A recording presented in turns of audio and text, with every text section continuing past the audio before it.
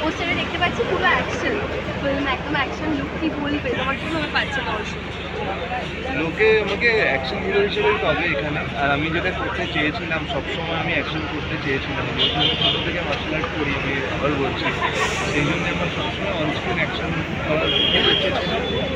এই চরিত্রতে আমার সেই স্বপ্নটা অনেকটাই সত্যি হতে চলেছে। আমি এর জন্য ফিজিক্যালি অনেকটা তৈরি হয়েছিলাম ছবিটার বাইরে জন্য। আমি ভীষণ ভালো অ্যাকশন করা হয়েছে ছবিতে, অ্যাকশন সিকোয়েন্সগুলো ভীষণ ভালোভাবে শুট করা হয়েছে। আমি ভীষণ হ্যাপি যে এই ছবিতে আমি আনন্দের সাথে তো আমার এটা সেকেন্ড কাজ। আনন্দের সাথে আমি এর আগে হোস্টেল লিভ করেছি, আর হোস্টেল লিভ যেমন ধরনের গল্পের গল্প, তো সেই কাজটা করতে গিয়ে আমাদের একটা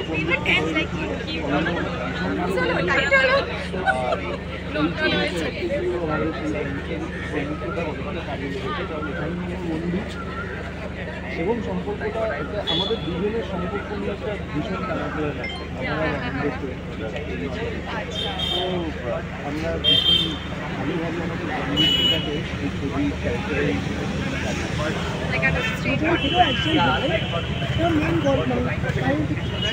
দাদা মেয়েদের সংখ্যা মেয়েদের ভিত্তিতে পড়ে যাচ্ছে। সব জায়গায় তুমি রিয়েল লাইফেও দেখবে দুজন হিরো একজন হিরো। বিশেষ করে ওদেরই সবার আছে, ছেলেদের গার্লফ্রেন্ড জোটে বুঝেছো তো, ছবিতে ওটাই দেখানো হয়েছে, দুজন হিরো একজন হিরো। তো আউটার নাম একটা কমার্শিয়াল অ্যাকশন ছবি, কোন ছবির গল্প একটা দেখানো হয়েছে, সেটাও সচরাচর যেভাবে আমরা বাংলা ছবিতে দেখতে পাই সেরকমভাবে দেখানো হয়েছে। সুন্দর জায়গা এবং আমাদের ছবিটা দেখলেই বুঝতে পারবে সুন্দর জায়গায় শুট করা হয়েছে। ছবিটা তো সুন্দর পেয়েছে, ওখানে সুন্দরভাবে ক্যাচ করেছে ওগুলোকে। ঝর্ণা আছে, পাহাড়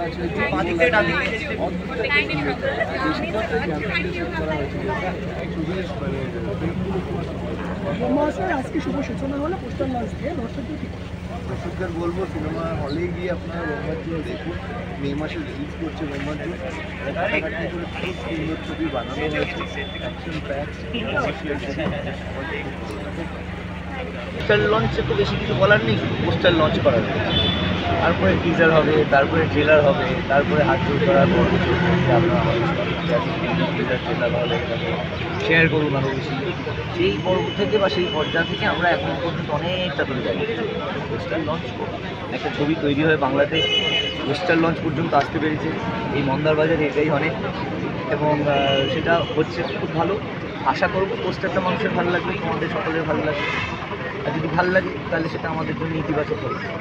প্রেমে পড়া বারণ তোমাকে একটা চরিত্রে দেখেছে এবং দর্শকদের মনে এখনো দাগ কেটে আছে, সেই জায়গা থেকে এরকম একটা থ্রিলার ক্যারেক্টার করবে, কী বলবে? ক্যারেক্টারটা করতে গিয়ে আমি সব ধরনের ক্যারেক্টার করতেই চাই, সব কিছু করতে চাই। আমাকে বিভিন্ন ধরনের জিনিস যদি পরিচালকরা মনে করেন আমি তাদের গল্পের মধ্যে ফিট করি, কোথাও আমি নিজেকে সব জায়গায় ফিট করাতে চাই কাজ হিসেবে, অভিনেতা হিসেবে, সোসাইটির কথা বলছি না। তো আমি সেটা করতে রাজি এবং ইচ্ছুক, আগ্রহী। তো অ্যান্ড হোপফুলি যদি সেইগুলো মোটামুটি ওয়েল রিসিভ হয়, যে বলতে প্রেমে পড়া বরণ বা ধরো রিসেন্টলি কারণ বিষ আমাদের দেশটা, যেটা একদম অন্য ধরনের কাজ, কথা বললাম যেগুলো ওয়েল রিসিভ করবো।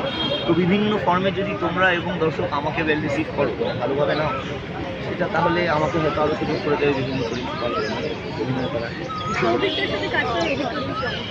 ভালো, প্রথমবার কাজ করলাম সৌভিকের সঙ্গে এবং খুবই স্বাভাবিকভাবে ডিফিকাল্ট শিডিউল ছিল, গরমের মধ্যে।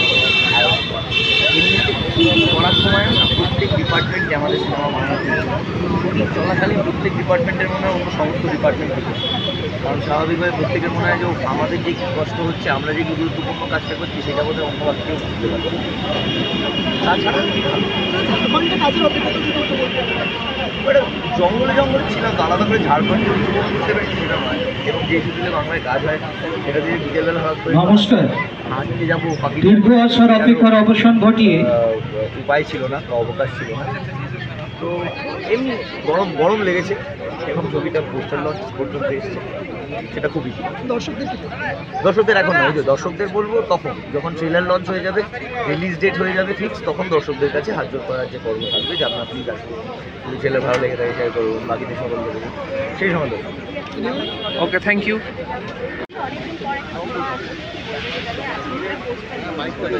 ডেফিনেটলি খুব এক্সাইটেড। যখন আমরা ব্রহ্মা অর্জুনের শ্যুট করছিলাম আমাদের একদম অন্যরকম কিছু প্ল্যানিং ছিল, অ্যান্ড সেটা আজকে পোস্টার লঞ্চ মানে like 1 year, so the journey was beautiful.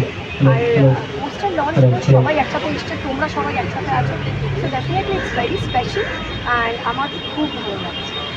আর আজকে এই লুকটার পিছনে যদি একটু বলো, আজকে স্পেশালি পোস্টার লঞ্চের জন্য এরকম সাজানো। ইয়েস, আমি একটু শাড়ি প্রেফার করি যখন কোথাও যাই, মানে most of the places I prefer sari, কিন্তু এখানে যখন একটা ব্ল্যাক শাড়ি আমি প্ল্যান করি, আমার পুরো টিম আমাকে এটা সাজতে সাহায্য করে, লাইক দিব্যা, আমাদের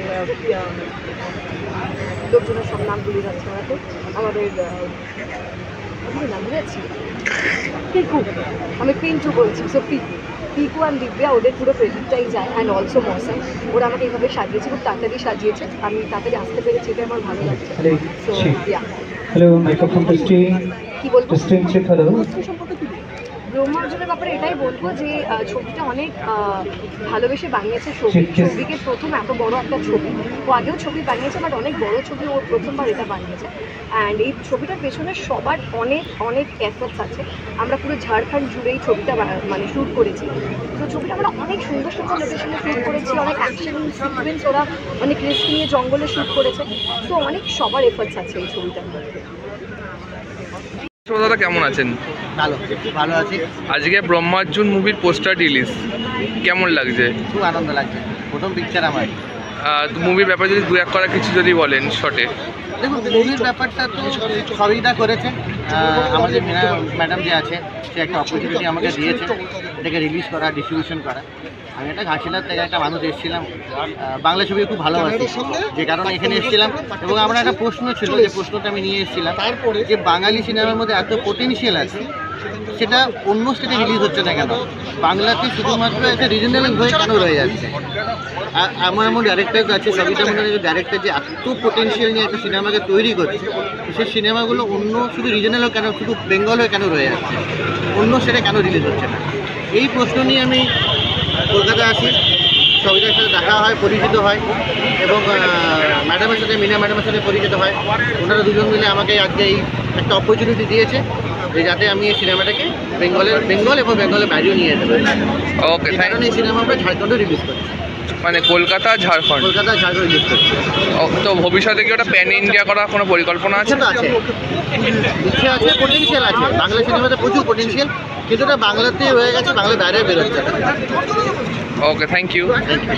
আজকে বহুরাজুর মুভির যে পোস্টার রিলিজ, কি বলতে চান? এই পোস্টার রিলিজটা দিয়ে আমরা পুরো আমাদের এই জিনিসটা বলবো উদ্বোধন করছি আমাদের মুভিতে।